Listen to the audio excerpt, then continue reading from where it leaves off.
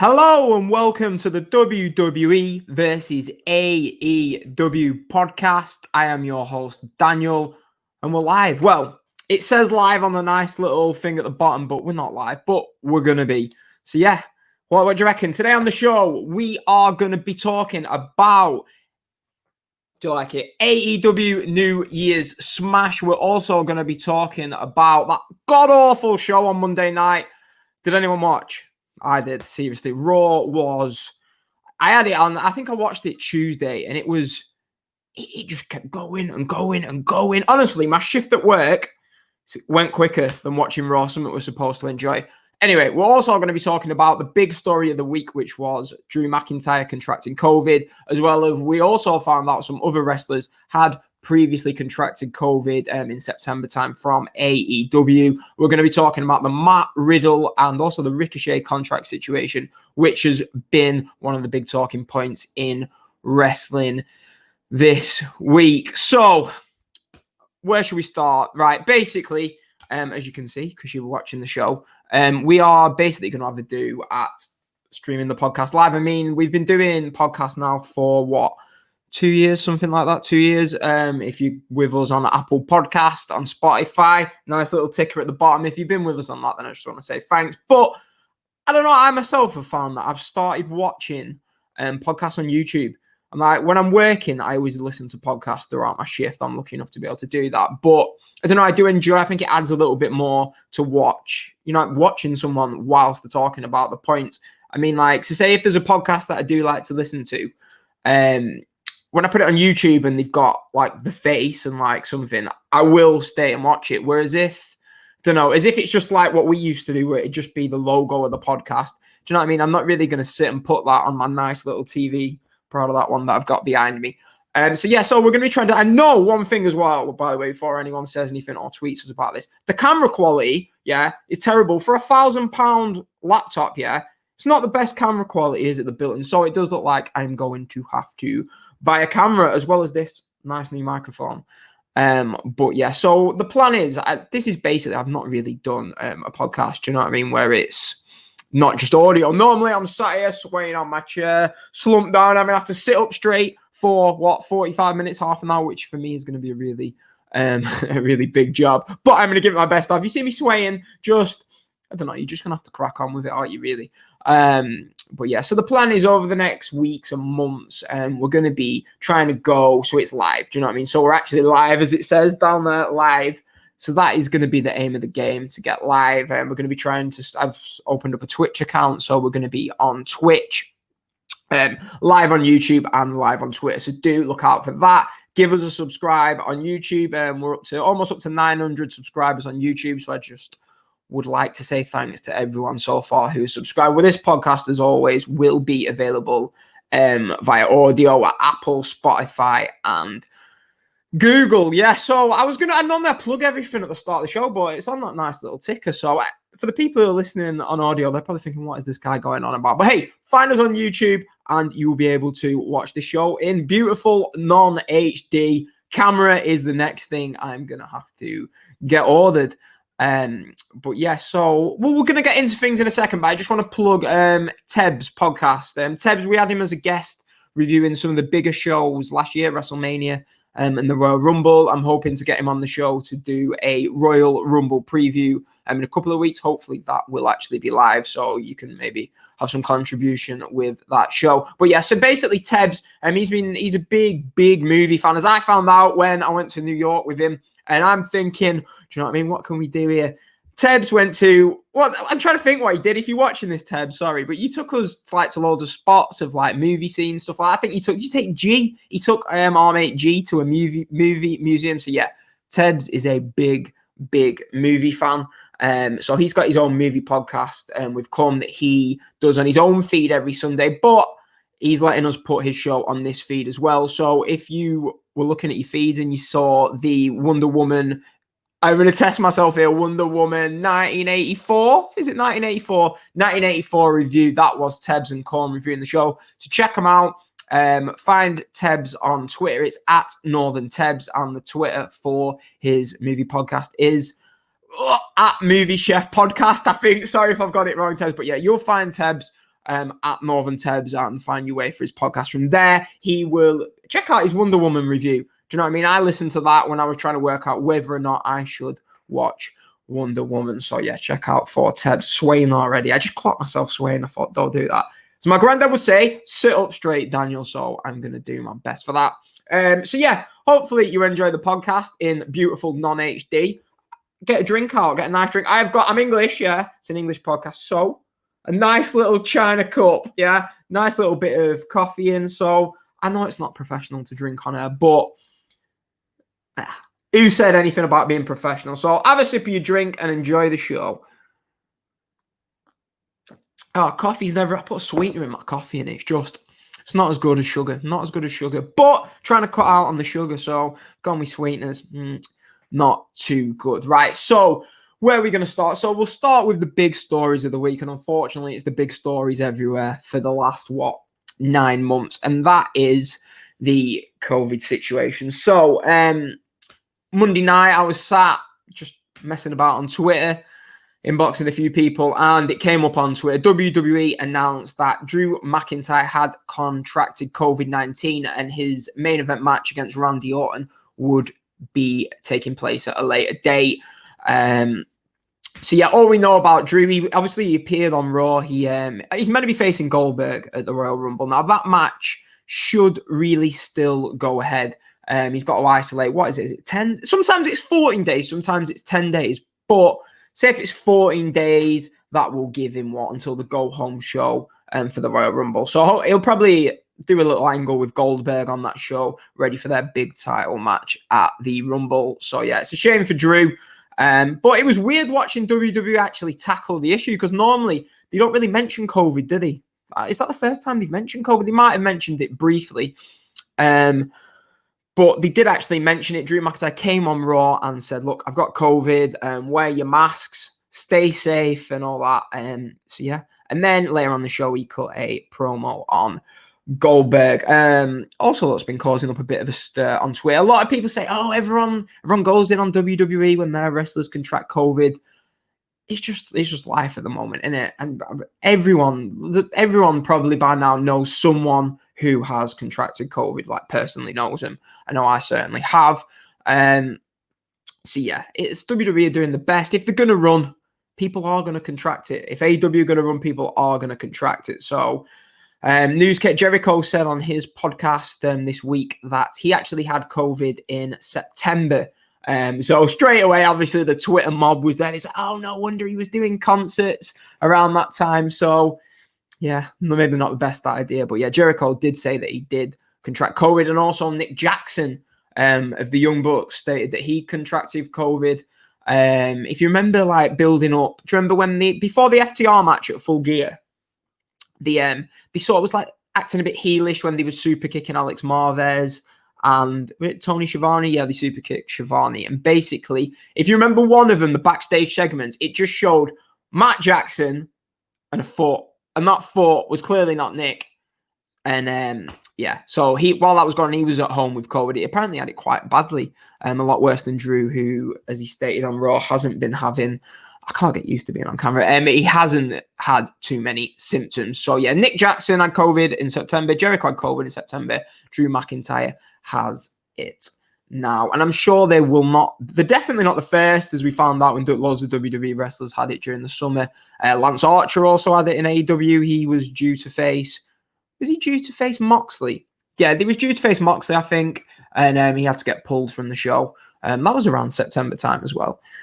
So yeah, I'm sure for the upcoming months, matches, shows are going to be played with COVID and matches are going to have to get rearranged, unfortunately. But that's life. If I can't go to the pub, then someone has to miss a wrestling match then.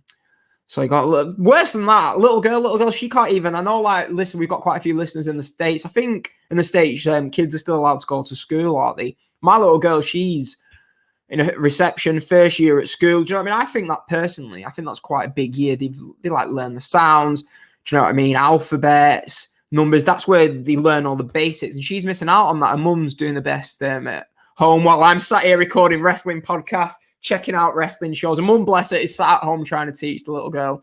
Homeschooling, I believe they call it. But hey, do you know what? Today, Actually, I'm going to play a bit of pity today in the UK. It was been raining, snowing everywhere. And I had they're drying somewhere. I had the waterproofs on, about 4 layers. There's snow flying everywhere, rain flying everywhere. I don't know what this was, but anyway, it was flying everywhere. I was absolutely soaked. So yeah, and I'm probably going to get soaked because after this, I'm going to go back out and do a run. Need to achieve something during lockdown, so might as well get a bit of exercise in. So yeah, that's my life story. So yeah, COVID. Nick Jackson, Chris Jericho had COVID, and so did Drew McIntyre.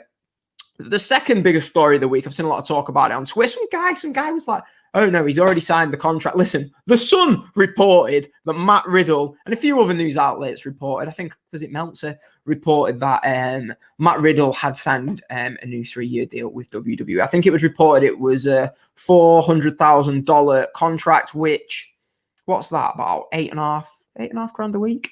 Sounds all right, doesn't it?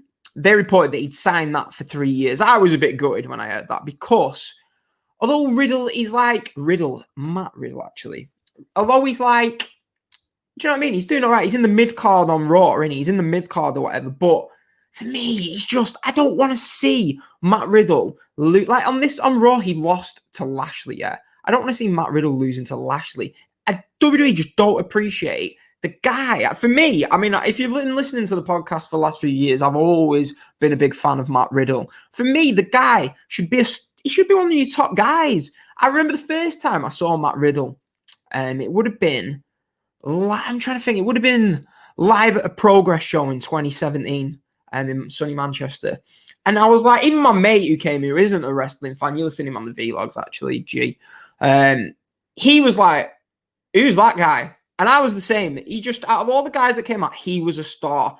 And he's just for me, he's like a once in a decade sort of wrestler. He's obviously had his UFC background, but I just think the guy is great. He's an absolute star, or he should be. Anyone, only Vince McMahon would look at this guy and think, comedy act. It's like mid-card comedy act. Do you know what I mean? If he was in AEW, yeah.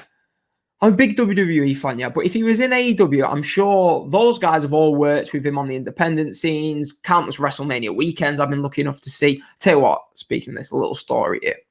Bet you're thinking, this guy's going on. But anyway, right, so 2018, New Orleans, right? We went to go and watch a WrestleCon show and Rev Pro. So Rev Pro were having a show, and we left the Progress show to go to Rev Pro. We missed.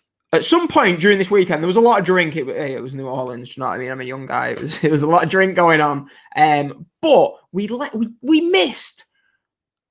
3 years later, if this match would have been taking place, I would have made sure that we was in the building. We missed Matt Riddle versus Will Ospreay. Terrible, terrible decision to miss that match. I mean, I think it was a Bloodsport match. I think it went about 10, 11 minutes. But still to this day, not seen it. If anyone's listening and want to get me a link to that match, please send it across. Maybe it's on YouTube. Hit me up, comment, drop a comment of the link to this Matt Riddle versus Will Ospreay match, because I've still not seen it, but I'm sure it was great. I'm sure one day we'll see that match. Hopefully, probably won't, will we? But hey, I'd like to think that we will. But anyway, where was I even going with this? Yeah, so Matt Riddle is a fucking superstar, yeah. And in AEW, I feel like they would have him in and around the main event, maybe like a Rey Fenix, where he's not the top. I think they'd have him as a top guy, me. I really do. He certainly wouldn't be losing clean to Bobby Lashley. In 2021 in 5 minutes. But yeah. So anyway, as I was saying, the report was that he'd signed the contract 2 weeks ago. Meltzer, The Sun, numerous other people. But I think was Wrestle Talk?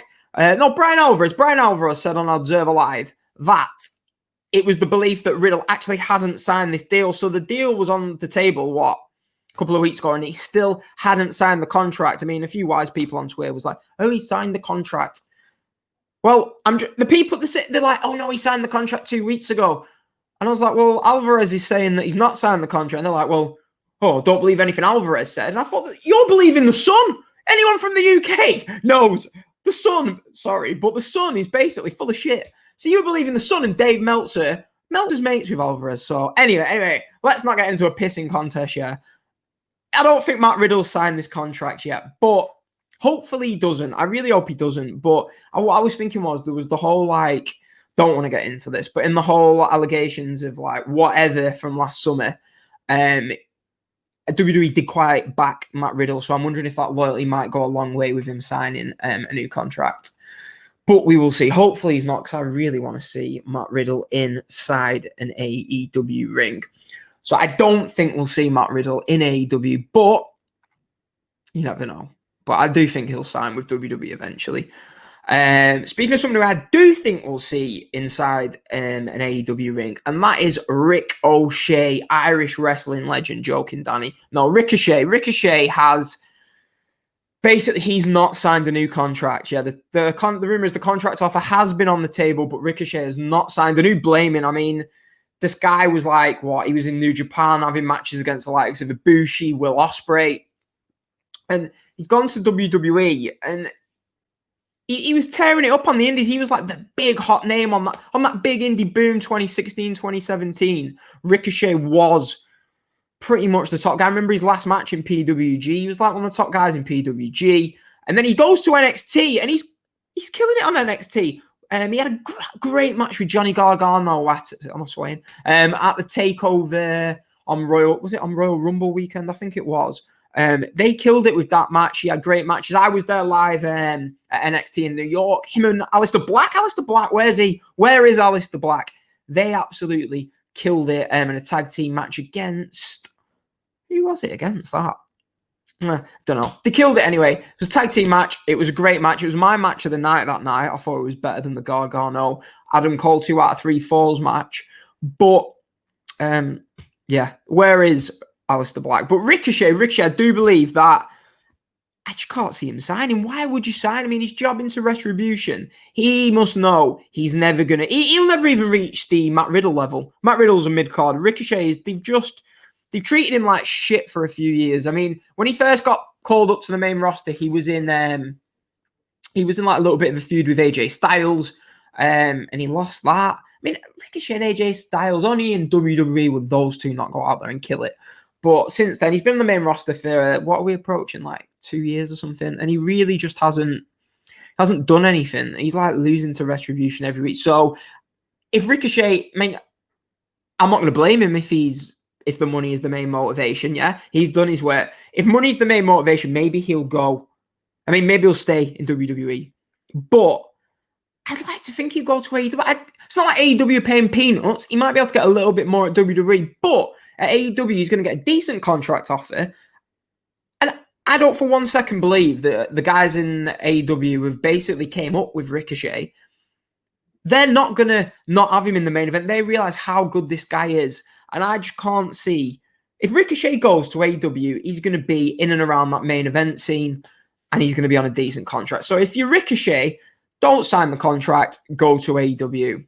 I'm swearing, WWE versus AEW is the theme of the show, and I'm not biased, but I'm a big fan of Riddle and a fan of Ricochet. I want to see the best for these guys, and that is not going to happen inside a WWE ring. Right, I'm going to have another sip of my sweetened coffee, and then Dead Air is incoming. We are going to be talking all about last night's show, New Year's Smash, Night 2. Cheers. I need to get some sugar. Hey, TV's going off. I'm not having that. Hey, it's live, so I'm just going to go up and not have this being turned off. Can't lose our graphic, can we here? Shut down. No. Right, sorted. We're back. Right.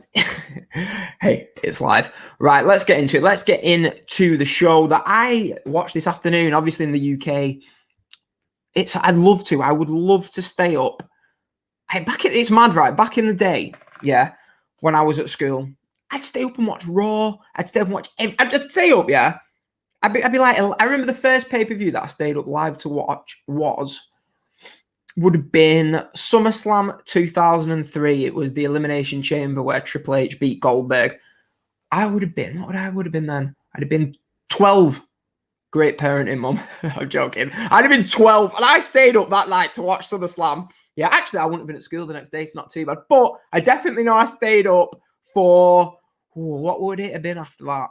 WrestleMania 20. Stayed up for WrestleMania 20. Stayed up to watch Actually, I didn't. WWE only started showing Raw live in 2005. January 2005, I can remember it because I was absolutely buzzing. I was like, Mum, I'm going to have to set Mondays and Tuesdays off school here. But yeah, I'd stay up on this. It would have been what? Royal Rumble 2005. I'd have stayed up, watched that pay-per-view, watched Vinnie Mac tear his quad. That was a great moment. Sorry, Vince. And then Monday night, the night after, Batista turns on Triple H live. Got into school Tuesday on about 6 hours sleep, about 6 pills of Pro Plus. So, yeah. But anyway, here we are now. 29-year-old man. 29. Jesus. I feel old. 29. 29-year-old man. 1 kid. A job. Starting early. I can't do it anymore. I just can't do it. Even when I've had the weekends off, yeah, I struggle to stay up to watch these pay-per-views. I remember, what was the last pay-per-view? The AEW one on the Saturday night. Full Gear. Oh, I was struggling big time to stay up for that one. But less of me. So Dynamite, I've watched it this afternoon. That was the short version of that long story that you didn't need to know, babe. You just got told anyway. So the show opens up. Last week, obviously, the finishing show angle, sorry, was it was Eddie Kingston beating up Pac backstage with a butcher, with a butcher and the blade, so that Kenny Omega could beat down Phoenix. So this week, opening the show on Dynamite was Pac versus Eddie Kingston. I thought this was really good. I mean, Eddie Kingston, he's an amazing promo, but he's not really known for his in-ring ability. But with Pac, he was taken to a very, very good match. I really enjoyed this. Pac got the win with a Black Arrow, but I thought it was really good. There was throws, suplexes, and it looks like we're going to get the Death Triangle versus Eddie Kingston and the Butcher and Blade in 6-man tag action. So yeah, that will be a good match. When these trio titles are coming, they're coming, these trios titles. It's just a matter of when. Let me see if the lighting's better with this. Let me have a look. Is the lighting better like that, do you think? I'm not sure, but Jesus, it's proper getting in my eyes. So let's have a look. Better off, better on. Tell you what, if you're watching the video, message me on Twitter, yeah? Reply to this video and let me know if you think it's better off, better on. But I'm just going to go with off now because these eyes, look at this. Look at that. No, it's on that side. Look at that. That is just from, yeah, that wasn't there this morning. That is just from working in the rain and cold. -1 today. Anyway, Pac, Eddie Kingston. This is your unorthodox review of Dynamite. Pac versus Eddie Kingston. So yeah, it does look like they're going to go in the direction of a 6-man tag coming up. You'd expect, although there was the spoiler alert, the Phoenix and Pentagon did get involved later on in the show, but I can see they're going to do Death Triangle versus Kingston, Butcher and Blade. But they were, as I was alluding to, they were going to do these trios titles. I think it was on the boat last year. They did state that the 6-man, the trios belts were incoming. I do think that's got a good idea because they've got loads of trios teams. They've got the Best Friends in Orange Cassidy, Death Triangle, Kingston, Butcher Blade, Matt Hardy, Private Party. Just off the top of my head, there's probably others that I'm forgetting about. The Elite, plenty of others. Inner Circle could even have. So these trios titles I do think would be a good idea. So yeah, hopefully they'll come in sooner rather than later, as it will give a very bloated tag division. Just something else for them to do, something else for them to chase. As Jack Hager said, championships. But yeah, so Pac beats Eddie Kingston in what was, I thought, a really good match. I spoke to Neil, who Neil was on the WrestleMania podcast. I always try and get Neil on this podcast, and he's like, nah, I think I'm getting pissed on Jin. So yeah. He never shows up, but he really liked this match. I think he said he went 3.75 on Grapple for this and cage match as well. I probably would go about 3.25, but Neil loved it. And I thought it was a good match. Next, we had Miro, formerly Rusev, versus Chucky T. Now, the story behind this match was if Miro wins the match, then Chucky T has to be Miro's young boy, which he, for some reason, agreed the terms to last week for no reason whatsoever. What I noticed, they changed the phrase young boy to butler, and I thought, young boy, maybe they don't really want that on American TV. So yeah, Chucky T will be Miro's butler in the upcoming weeks leading up to the wedding, because I'm sure, as it was a surprise to nobody, Miro squashed Chucky T in under 5 minutes. And yeah, they took away Chucky T as it went off. I've got in my notes here that this, although like AEW do have some good themes, obviously Jericho with the Fozzy theme. I love the Kenny Omega theme. I hear the battle cry. You didn't need that, did you? Some other themes as well, which I do like. The new Jungle Boy theme, of course. But some of them are just a bit bland. Like Pac's theme was a bit bland. Like Lance Archer didn't even mention that in this amazing review. Lance Archer came out at the end of that Pac match, and the music hit, and I was like, whose music's that? And I've been hearing this music now for like 9 months, but it just doesn't like stick. It doesn't stick, some of these theme songs. And Miro's music is just not, it's not that of someone that I think should be a potential star, potential main eventer, and I think will be in AEW. But yeah, I suppose that's a small thing. But if you think of Miro's music in WWE, it was music. Do you know what I mean? It set off the Rusev Day chant. So yeah, what am I going on about? But hey, I think some of the people need less generic theme music. But hey, so after Miro beat Chucky T, we get the Inner Circle coming out. And the Inner Circle, they're going to give us their New Year's resolutions. It was another one of these segments with the Inner Circle that they're a bit cheesy. They're not great. They're entertaining, though, aren't they? So, I mean, they go to each wrestler, say what they want. Hager, which was like the joke of the segment, was that Hager wants championships, which was funny. It was funny how he said that. MJF wants to strengthen the bond of the group and become better friends with them. And he wants to get rid of fat people. He's a prick, isn't he? But yeah, so MJF's aim of this year is to get rid of fat people. Lovely. Jericho says that he and MJF are going to win the tag team championships. And I've got in my notes what happened to Hager, which Sammy Guevara clearly was thinking. But before that, Santana interrupts Jericho, and he says when they first formed the Inner Circle, that him and Ortiz were seen as the tag team of the group. So what's going on? Do you know what I mean? Guevara then cuts in and says, Jericho, you're a tag team slut. This would have been a building full of people. We did get like the wrestlers chanting it. We would have had 10,000 people chanting tag team slut at Chris Jericho. But Guevara, he lose the right thing because him and Jericho were a team. What were they called? The Sex Gods or whatever.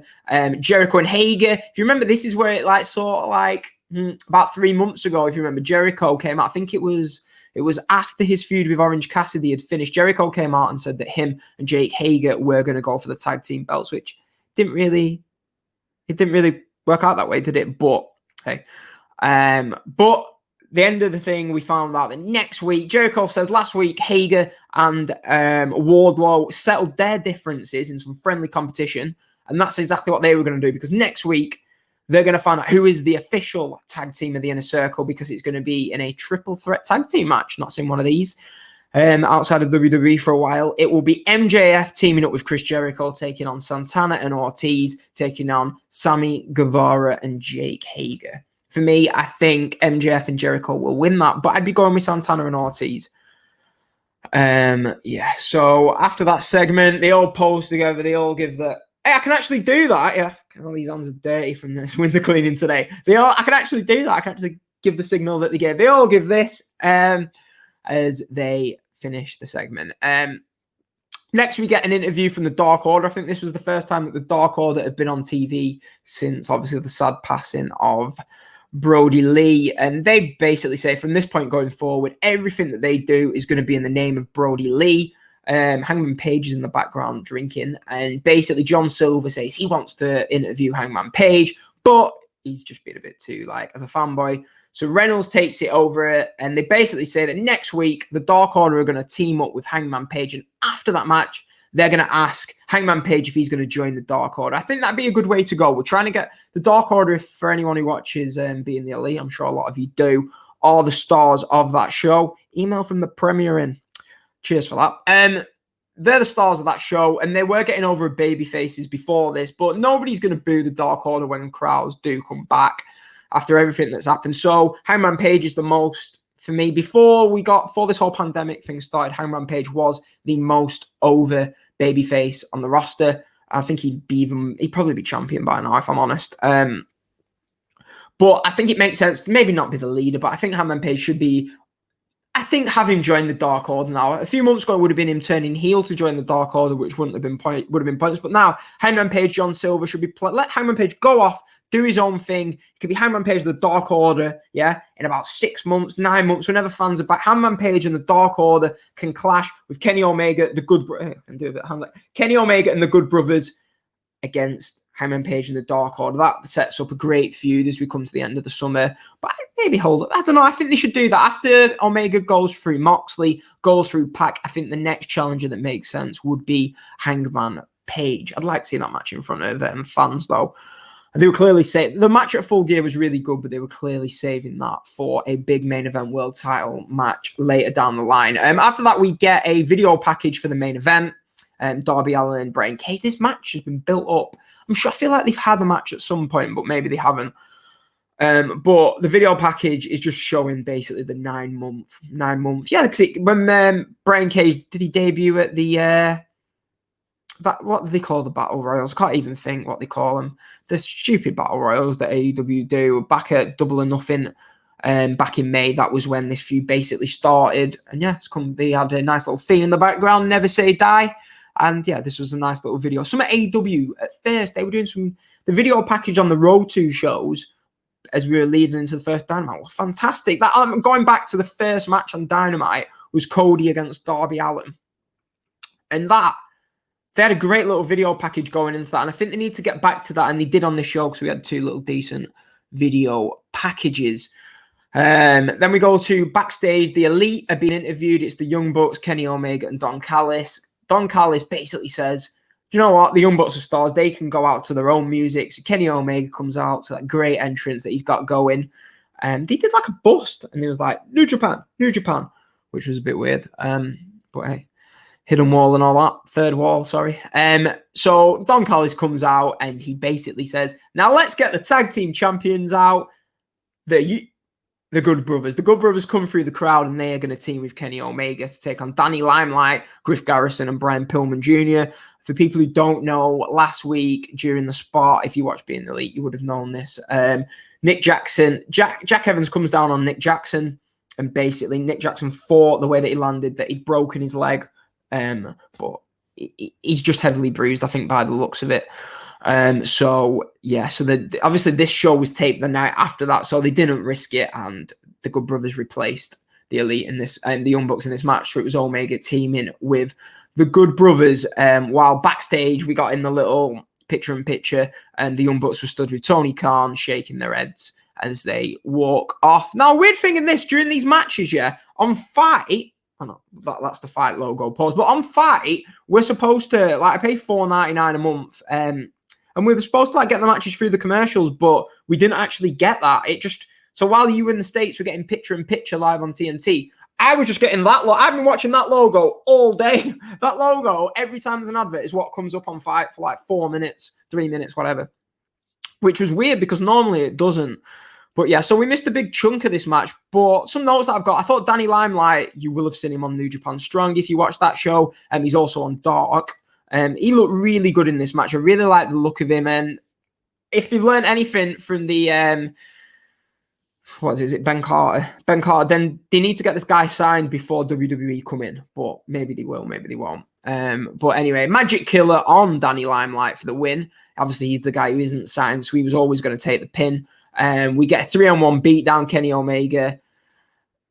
Basically, Moxley's music hits, and then they all beat up Moxley. But Penta and Phoenix made the save. But I like how the commentator said they're not making the save for Moxley, they're making the save for AEW. Because obviously we've got the whole AEW versus Impact thing that looks to be starting. But obviously, I think that is a nice little setup because obviously I'm assuming we're going to get Moxley. We're going to get Moxley v Omega, aren't we, at Revolution in February. And then after that, obviously, Pac has beat Kenny Omega in singles action before the only one to do it in AEW except Moxley. But that wasn't official, was it? So the match coming out of that is probably going to be Moxley versus Pac. Omega versus Pac. Who knows, though? They might even do Omega v Moxley on this beach show, but I don't think they will. I think we'll probably get a big tag match for that show. So, yeah, Penta and Phoenix made the save. Yeah, Moxley did a tope suicida, which was like interesting. But the Bucks are out and they stopped Moxley from attacking Omega. But they turn around. I thought, oh, a bit of Moxley and Young Bucks interaction. But they turn around and Phoenix and Penta super kick to the Young Bucks, taking it back. They've been feuding for what? Well, on and off for like 18 months. They had that great ladder match back at All Out in August 2019. And yeah, so it looks like we're maybe getting Phoenix and Penta versus the Young Bucks, maybe with the Good Brothers thrown in. Who knows? Maybe another triple threat tag team match. But everyone's having a good old scrap. And the slimy toe rag heel and his manager, Kenny Omega and Don Callis, do want to the back. So yeah, that was that. There was a lot to take in during this segment. It's a bit like this podcast, but there was a lot to take in. There was a lot going on. And yeah, so we'll see where it goes. They've obviously got the Beach Bash show, which I'm sure there'll be some matches involved with this. Boy, we'll see. We get a segment. There's a lot happening on this show, isn't there? We get a segment. It's like a Cody Rhodes in the waiting room. Now, I've not seen one of these waiting room segments, but from what I've heard, they're meant to be really good. And it was fine. It didn't offend me. I think it will work in getting Britt Baker over. She's really good at it, but she basically gets the guest on the show. It's like there's like a live crowd like laughing. It's more live than this podcast at the moment. But we basically get Jade Cargill. She slaps Cody. Red Velvet comes in. They have a brawl. And then randomly a video comes on the screen of Britt Baker attacking Thunder Rosa from weeks ago. But Thunder Rosa comes on and says that Tony Khan says that this match, which was, by the way, scheduled to take place on this show, will reserve opinion on why that match was taken off. But they say that this match was too big to happen, so it's going to happen at Beach Blast on February the 3rd. I think that'd be a good match. I think give Britt Baker the win and have her go after Hikaru Shida at Revolution. As I said, I didn't hate the segment. It was different. And it'll get Britt over even more so than she's. It'll keep her over, which I suppose is the main thing. Next, Jungle Boy and Marco Stunt versus FTR. Thought it was a bit weird that Luchasaurus wasn't on the show. Take of that whatever you want to. We get the debut of the Jungle Boy music, the Jungle Boy, that Tony Khan tweeted out that he bought the other week. That was the debut of that theme. Great theme for Jungle Boy. He's going to get over massively when crowds come back with that. It was a nice match. There was like more high flying than I would have thought because Fear the Revelation, Fuck the Revival, whatever they're called, said that there wasn't actually going to be any flips in this match, but there was. Marco Stunt looked good in this match. Jungle Boy has improved massively, as you'd expect with the experience he's gained from wrestling weekly on Dark and on Dynamite over the last, 18 months, something like that.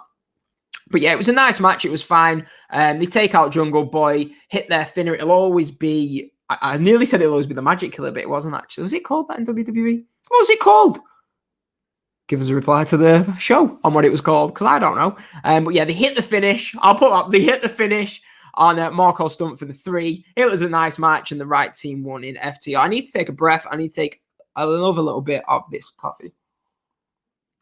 A lot more in these China Cup mugs than you'd imagine. Next, Tayanori Conti versus Serena Deeb for the NWA Women's Championship. Serena Deeb looked really good in this match. Tayanori Conti with Anna Jay. They both look really good. Sorry. I can say what I want. Yeah, Anna Jay and the Dark Order come out. And Dark Order leave, but Anna Jay stays ringside to support Tayanori Conti. I think Tayanori will be really good in a few years' time. She's in massively since the time when NXT, and I think she's keep working. She's only 3 years in, I think the commentator said. And yeah, this was a pretty good match. It was just around the 3-star range, and it was good. Serena did retain the title, as you'd expect, but they had some nice grappling, and yeah, decent match. And yeah, Tayanori Conti is young. She looks like a star, so yeah, they've got to really get behind her and just give her some more experience, more matches, and I'm sure her time to win a title will come years down the line. Main event of the show, Brian Cage versus Darby Allin for the TNT title. A lot of people like this match. I liked aspects of it. I didn't like other aspects of it. I mean, I think JR is going to side with me on this because he did make a comment at one point, which was exactly what I'm thinking. We had a Cage throwing Darby Allin out of the ring through a table, yeah? Brian Cage takes a coffin drop onto the steel steps. At one point, Darby Allin gets his belt out and wraps it around the feet of Brian Cage. Brian Cage throws Darby Allin over the top rope to the floor. And I'm thinking, even JR sounded pissed off and was like, is this an ODQ? And I was asking myself genuinely the question, is this an ODQ match? It wasn't. And there's blood everywhere. And it was just a bit, they should have just made it a street fight if that's what it was going to be. But it was fun. There were some fun spots, but if you were looking at it deeply, then yeah, there was a few faults behind it. But I thought Brian Cage looked good on his offense. Darby Allin got a lot of sympathy on himself. And the end of the match came pretty much, I think it was the end of the match that I didn't like. We had basically Starks tried to interfere. The lights go out. Sting comes out. He finally does something. Nails Ricky Starks with the baseball bat twice. But the finish is Brian Cage and Ricky Starks are on the top rope. And Darby Allin hits the crucifix bomb into the roll-up for the pin, yeah? But if you actually watch it, Brian Cage lands flat on Darby Allin. And they went out of their way to tell us that Brian Cage was 100 pounds heavier than Darby Allin. And Brian Cage lands flat on Darby Allin, but Darby Allin wins. So it was just a bit like, I think it would have helped if fans would have been there again. But it just felt a bit flat, the finish, snow falls, Darby Allin retains and the show goes off it. It was a bit of a, is that it? Sort of finish. But overall, Darby Allin retains. And overall, this was a really good Dynamite. It flew. I enjoyed it. And yeah, it was a good show. Probably like a 7.5 out of 10. There was no great matches, but the show just flowed. There was some nice segments. There was nothing great, but there was nothing bad. I just liked the progression of some of the stories, and I like the directions they're going heading into Beach Blast and into Revolution. Next week on Dynamite, as I like that they always announce next week, and we get these matches. We've got Jericho and MJF versus Guevara and Hager versus Proud and Powerful, as we alluded to before. Private Party and Matt Hardy versus Top Flight and Matt Sydal. That'll be good. I can see Private Party and Top Flight maybe having, do you know what I mean, a bit of like a long-term rivalry, a little bit like, say, like your Darby Allin, Sammy Guevara, where we see those teams face each other throughout the years. Where were the Acclaimed? I want to see the Acclaimed. Hopefully they're on next week's show. The Acclaimed. We've got Hangman Page and the Dark Order versus Hybrid 2 and Chaos Project for a tribute to -1, Brody Lee's son's birthday next week. So we've got that. That'll be interesting to see if Hangman Page joins the Dark Order. They'll probably drag it out a little bit longer, won't they? Nyla Rose versus Layla Hirsch. I did like the look of Layla Hirsch last time we saw her, but where's Sheeda? She'll wrestle 1 week, then we won't see her for 3 weeks. It's been a really weird. I'm turning that light on. That's better. Should have had it on the entire time. But yeah, Nyla Rose versus Layla Hirsch. We've got John Moxley in action as well. So next week's show, it's all right. It's not one of the big themed shows, but headed into Beach Blast, I'm sure we'll get some announcements on what is coming there. So yeah, that was Dynamite. I talked about that for a little bit longer than I expected to. But yeah, Pinnock.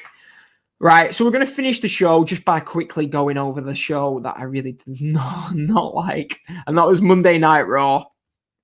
Monday Night Raw 2021. The main event of the show, because Drew McIntyre couldn't appear. So it was Triple H versus Randy Orton. They didn't bill it as that. It was just, will Triple H accept Randy Orton's challenge? And miles better with the light on, isn't it? And Orton, if you've got a decent memory, which I do when it comes to wrestling, Orton goads Triple H into a match by using the exact same line that he did to goad him into a match at the Saudi Arabia show 18 months ago about, oh, your balls in Stephanie's purse. And I was like, that's lazy, that. The exact same thing. It's fair enough if the different wrestlers you're using to get into it, but the exact same wrestlers and the exact same wording to get him in to goad Triple H into the match. And I was sat there thinking, Triple H and Randy Orton is main event in this Raw as we're building to the Royal Rumble. In 2009, Randy Orton won the Royal Rumble to face Triple H at WrestleMania. So 11 years later, and one of the stories on Raw is Triple H versus Randy Orton. I mean, I do have good memories of the feud, even as I was a bit younger then, but yeah. And going back even earlier, Triple H and Randy Orton main evented Unforgiven 2004. 17 years ago. In September, these two main evented the show. So yeah, that's WWE for you. A lot less viewers now than there was then. But yeah, the match only went 3 minutes because we had the show ended with Alexa Bliss shooting fire at Randy Orton. And enough said about that. That's enough said. Also on the show was Charlotte Flair versus Lacey Evans. Ric Flair turns on his own daughter to side with Lacey Evans. It was poor. It was stupid. Who really believes that a 72-year-old Ric Flair is going to turn on Charlotte? Now, they've done this before as well. Ric Flair's, never Charlotte turned on. Who cares? They've all turned on each other. We don't need to see it again. As I alluded to, Matt Riddle lost clean to Bobby Lashley in 5 minutes and then went on to proceed to get beat down by the Hurt Business. And you wonder why you can't get any baby faces over, Vince, except Drew. Drew gets over by beating everyone he faces pretty much. That's how you get a baby face. It's almost like they don't want Matt Riddle to get over. I'm going to finish by talking about this. Keith Lee and Sheamus. Keith Lee and Sheamus, right, win the tag team match, yeah? Right? They win the tag team match and they hug each other, yeah? We go to the adverts, the commercials. Come back. And bear in mind when Raw's on, I'm half on my phone, half messing about, half drinking coffee, right? Try and cheer myself up, right? Come back. And the commentator's like, oh, Keith Lee and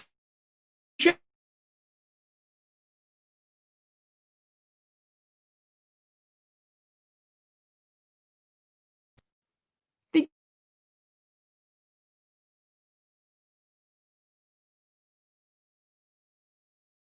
believe it.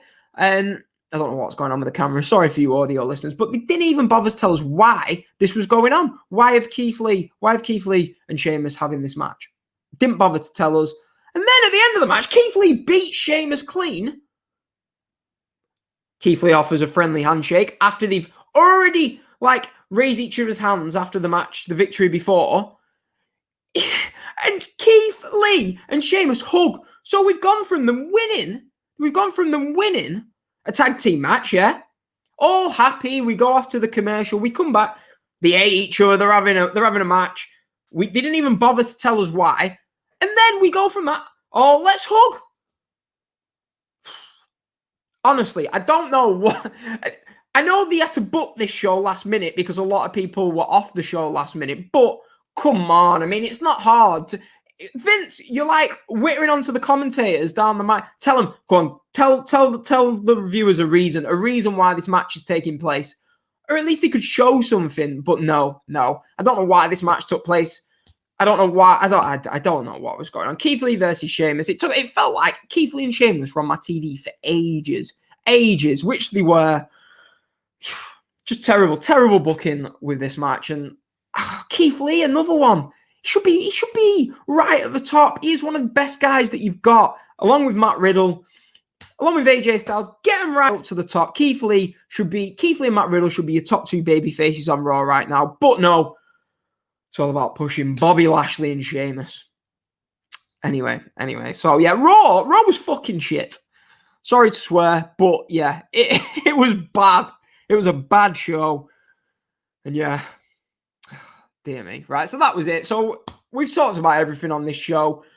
I hope you've enjoyed the show. I've enjoyed recording. I'm out of breath. It's all doing these solo podcasts. You know what I mean? You don't get to take a breath. All you get is a little bit of coffee. But yeah, so that was it. We've gone through everything. This weekend we've got, make sure you watch Hard to Kill. I don't really watch much Impact anymore. I think the last pay-per-view I watched was probably like a year ago when LAX, as they were once called, were tearing it up with Penta and Phoenix. And Tessa Blanchard, whatever happened to her? She should be on AEW. I know some people cry about that, but she should. I'm going to watch this Impact pay-per-view. I'm not really looking forward to watching the show with nobody there, but Kenny Omega and the Good Brothers are teaming up to take on Rich Swann and the Motor City Machine Gun. So there's no other wrestling on this weekend, so I might as well watch Hard to Kill. And we've also got Deonna Purrazzo, who's always been good, taking on Taya Valkyrie, who's Eddie Edwards versus Sami Callihan in a barbed wire massacre match in front of no one. So yeah, something to watch. I'll be watching that, Hard to Kill. I'll be watching SmackDown, maybe even do a quick show on Monday. But yeah, hopefully you've enjoyed the show. The plan going forward for the podcast is, I know it says there, yeah, like it. It says WWE versus AEW live. We're not live, but we're going to be. I'm hoping to get the show streamed onto Twitch, streamed onto YouTube, and live on Twitter. Get a bit more involvement for our listeners. We'll always be available via audio at Apple Podcasts, Spotify, Google Podcasts, Stitcher. The Patreon is www.patreon.com/neutral wrestling. The Twitter at WWE versus AEW. If you want to follow me personally, it's at Ball, at BALL. B Daniel. That's Ball B Daniel if you want to follow my personal Twitter. But yeah, I need to get a better camera. That is what I need to do. And I'm going to be doing that over the next couple of weeks. Hopefully we'll be sorted for that Royal Rumble preview show with Tebs, where I'm hoping that's going to be the debut of actually the podcast live. But yeah, please retweet the podcast, comment it, like it. Please give us a 5-star rating on Apple Podcasts. It does help the growth of the show. I've enjoyed recording this show, and yeah, I don't think there's anything else that I had to say. I'm now going to upload this podcast and go on a run. Hopefully it's not raining outside. Then probably watch a bit of Arsenal Crystal Palace tonight. Every football match is getting postponed at the moment. I suppose it's the same for everything. But yeah, hopefully you enjoyed the podcast. Subscribe, do all that stuff. I'm Daniel, and I will see you maybe on Monday, maybe on Sunday to review Hard to Kill and SmackDown. If the good shows, if you're watching Hard to Kill and it's shit, don't expect a podcast reviewing it, or if nothing happens. If not, I'll be back next Thursday to talk about next week's Dynamite, and I'm probably going to have to watch Raw, aren't I? So yeah, we'll be back on the show next week, so please check that out. I'm Daniel, and I will see you later. Thanks for listening, everyone. I appreciate it. See you later.